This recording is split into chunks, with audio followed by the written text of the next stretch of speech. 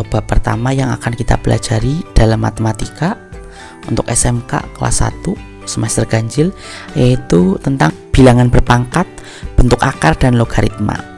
Untuk bab 1 ini bisa kita lihat pada peta konsep, yang mana dalam materi bilangan berpangkat, bentuk akar, dan logaritma.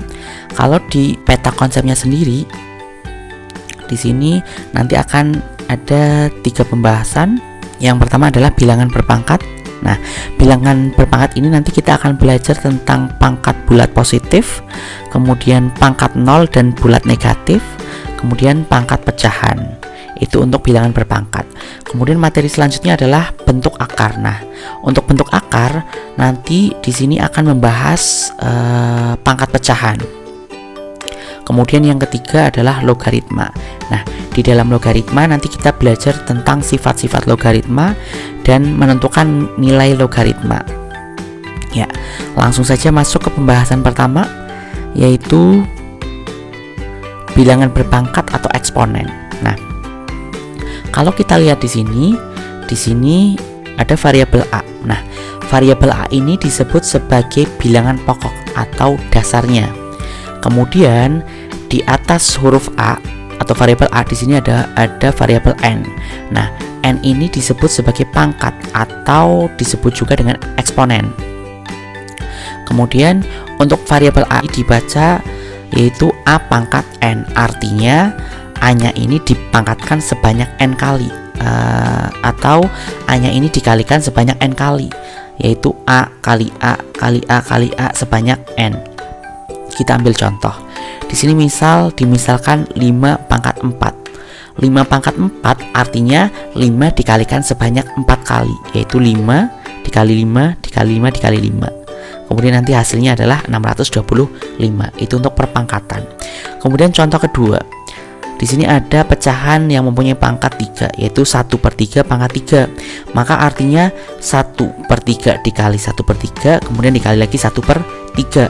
Maka 1/3-nya dikalikan sebanyak N kali, atau di sini sebanyak 3 kali. Maka 1/3 dikali 1/3 dikali 1/3 sama dengan 1 dikali 1 dikali 1, hasilnya 1. 3 kali 3 kali 3 hasilnya adalah 27. Maka untuk 1/3 pangkat 3 hasilnya adalah 1/27. Itu untuk perpangkatan.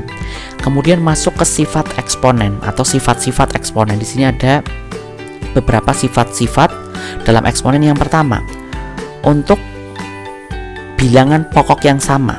Misal di sini untuk sifat yang pertama, bilangan pokok sama, yaitu A pangkat M dikali A pangkat N. Maka tinggal kita jumlahkan pangkatnya. Itu kalau bilangan pokoknya sama. Karena di sini A dan A, maka dan bentuknya perkalian, maka tinggal kita jumlahkan pangkatnya. Maka A pangkat M ditambah N. Itu sifat yang pertama. Kemudian sifat yang kedua, di sini A pangkat M dibagi dengan A pangkat N. Maka karena bilangan pokoknya sama, maka tinggal kita kurangkan. Karena di sini bentuk operasinya adalah pembagian. Maka sama dengan A pangkat M dikurangi N. Nah, sifat 2 ini, sifat 1 dan 2 berlaku hanya jika bilangan pokoknya sama. Kalau berbeda maka cari dengan cara manual, dipangkatkan dulu baru nanti dikalikan atau dibagi.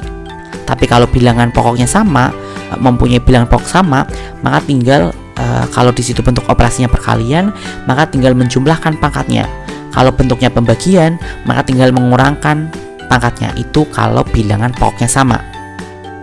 Kemudian sifat yang ketiga, yaitu di sini punya rumus A pangkat M kemudian dipangkatkan lagi N. Maka A pangkat M pangkat N. Maka di sini tinggal kita mengalihkan pangkatnya saja. Maka M dikali dengan N. Itu untuk sifat yang ketiga. Kemudian selanjutnya sifat yang keempat. Nah, sifat keempat di sini dalam tanda kurung punya pangkat, atau A dalam tanda kurung A dikali B dipangkatkan M. Maka sama halnya kalau kita pecah, dia menjadi A pangkat M dikali B pangkat M. Kemudian nanti tinggal dicari nilainya. Kemudian selanjutnya sifat yang kelima. Nah, sifat kelima ini dia merupakan bilangan pecahan yang mempunyai pangkat A per B pangkat M. Maka sama halnya A pangkat M dibagi dengan B pangkat M. Kemudian tinggal dipangkatkan, nanti tinggal dibagi. Selanjutnya sifat keenam. Nah, sifat keenam, kalau ada bilangan pokok mempunyai pangkat 0, maka dia otomatis atau sudah pasti jawabannya adalah 1. Jadi kalau ada angka pangkatnya 0, hasilnya adalah 1. Itu sifat yang keenam. Kemudian selanjutnya sifat yang ketujuh. Untuk sifat yang ketujuh, di sini pada sifat yang ketujuh memiliki pangkat bernilai negatif. Artinya nanti akan berubah ke dalam bentuk pecahan. Misal di sini ada A pangkat min N, maka tinggal kita rubah supaya pangkatnya menjadi positif, maka kita rubah ke dalam bentuk pecahan. Maka A pangkat min N sama halnya 1 dibagi A pangkat N. Nah, maka langkah pertama ketika kita menemukan soal dengan pangkat negatif, maka rubahlah ke dalam bentuk pecahan sehingga pangkatnya nanti akan berubah menjadi positif. Kemudian nanti tinggal dipangkatkan, kemudian dicari hasilnya. Itu sifat yang ketujuh. Kemudian yang terakhir, sifat yang ke-8, akar pangkat N dari A pangkat M sama dengan, atau kita rubah ke dalam bentuk perpangkatan pecahan, kita bisa rubah menjadi A pangkat M per N. Maka pangkat yang berada pada variabel A atau bilangan pokoknya, dia ditaruh di atas garis atau sebagai pembilang. Kemudian angka yang di luar akar kita taruh di bawah garis sebagai bentuk pecahan, maka dia disebut sebagai penyebut atau A pangkat M per N.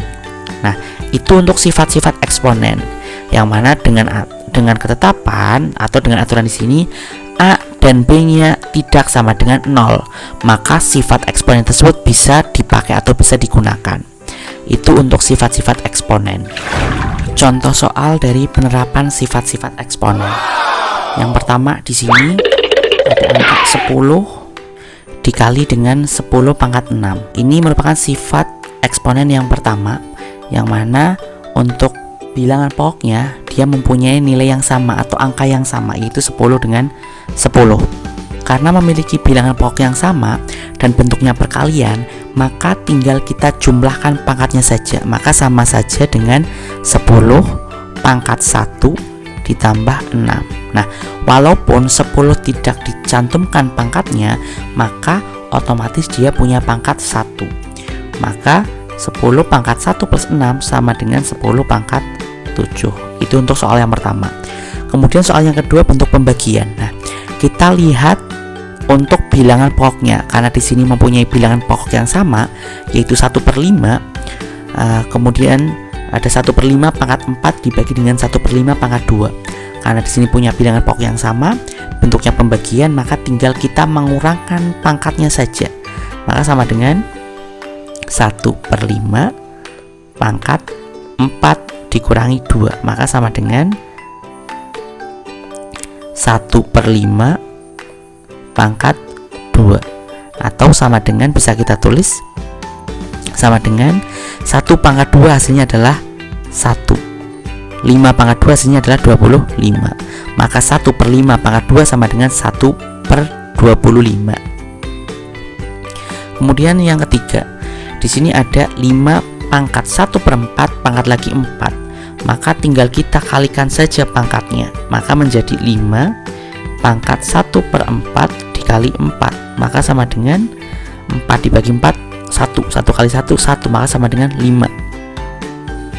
Kemudian contoh soal yang keempat, di sini ada 3 dikali 5 pangkat 7, dalam kurung 3 dikali 5 pangkat 7, maka sama halnya 3 pangkat 7 dikali dengan 5 pangkat 7.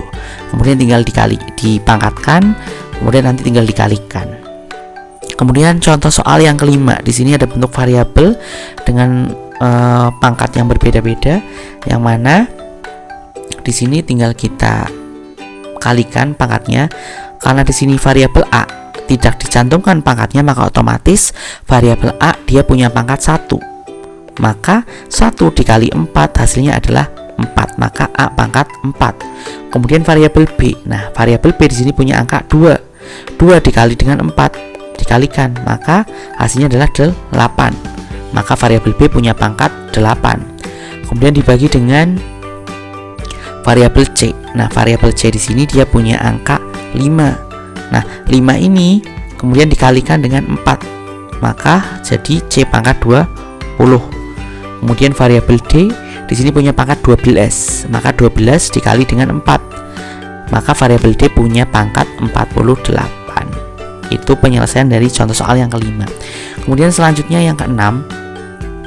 Nah, pada contoh soal yang keenam di sini merupakan pangkat negatif. Nah, seperti sudah dijelaskan sebelumnya, untuk pangkat negatif maka kita tinggal merubahnya ke dalam bentuk pecahan sehingga pangkatnya akan berubah menjadi positif. Maka 5 pangkat min 1 sama dengan 1 dibagi 5 pangkat 1 atau 5, 1/5. Kemudian contoh soal selanjutnya, di sini ada berpangkatan 1/4 pangkat min 3. Nah, kembali lagi ke soal sebelumnya. Kalau tadi pangkat negatif supaya pangkatnya positif, dia dirubah ke dalam bentuk pecahan, maka kita sebaliknya, dari pecahan kita rubah ke dalam bentuk bilangan bulat dengan pangkat negatif. Maka 1/4 kalau kita rubah ke dalam bentuk perpangkatan, maka pangkatnya jadi negatif, maka jadi 4 pangkat min 1 karena dia merupakan pecahan. Maka ketika dirubah ke dalam bentuk bilangan bulat, pangkatnya jadi negatif, 4 pangkat min 1. Kemudian jangan lupa pangkat lagi min 3. Nah, karena di sini pangkat kemudian dipangkatkan, maka tinggal kita kalikan pangkatnya saja. Maka sama dengan 4 pangkat positif 3. Kenapa kok positif 3? Karena di sini ada perkalian min 1 dengan min 3. Kita kalikan min kali min plus 1 kali 3, 3. Maka jadi 4 pangkat 3. Kemudian nanti tinggal dicari 4 kali 4 kali 4 sebanyak 3 kali. Kemudian selanjutnya ada 5 pangkat 2/3. Nah, karena di sini pangkatnya pecahan, maka untuk mempermudah kita rubah ke dalam bentuk akar. Maka 5 pangkat 2/3 menjadi akar pangkat 3. Nah, penyebutnya ini atau 3-nya kita taruh di luar akar, maka menjadi akar pangkat 3 dari 5 pangkat 2. Maka sama dengan akar pangkat 3 dari 5 pangkat 2 hasilnya adalah 25. Maka 5 pangkat 2/3 sama dengan akar pangkat 3 dari 25. Kemudian selanjutnya ada soal akar pangkat 4 dari 5 pangkat 8. Nah, kalau kita lihat pada soal tersebut 5 pangkat 8 kelihatannya susah karena pangkatnya semakin banyak, maka sama halnya 5 dikali 5 dikali 5 sebanyak 8 kali. Maka untuk mempermudahnya kita rubah ke dalam bentuk perpangkatan bentuk pecahan, maka tinggal kita tulis 5 pangkat.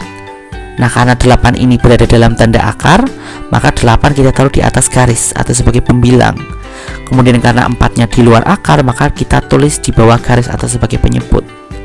Maka sama dengan 5 pangkat 8/4. Nah, pangkatnya ini bisa kita sederhanakan. 8 dibagi 4 hasilnya adalah 2, maka sama dengan 5 pangkat 2. Nah, 5 pangkat 2 maka artinya 5 kali 5 hasilnya adalah 25. Itu untuk penerapan dari sifat-sifat eksponen.